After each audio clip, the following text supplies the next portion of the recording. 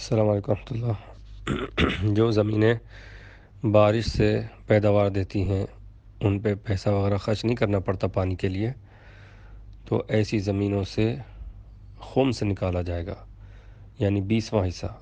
100 کلو ہو تو اس میں سے 20 کلو، 100 کا 5واں حصہ،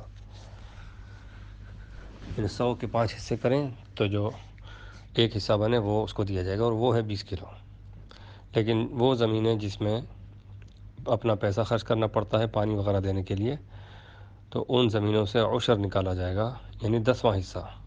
100 کے 10 حصے کریں تو ایک حصہ جو بنتا ہے اسے کہتے ہیں 10واں حصہ۔ وہ 100 میں 10 کلو ہوگا۔ باقی جن زمینوں کو آپ نے ٹھیکے پر دیا ہوا ہے، کرائے پہ دے دیا ہے کہ ہمیں اتنے من گیہوں دے دو باقی سب تمہارا، تو اس میں عشر نکالنا یا اس میں خمس نکالنا وہ اس کے ذمہ ہے جو آگے سے آپ سے ٹھیکے سے لیتا ہے اور وہ خود کاشت کرتا ہے۔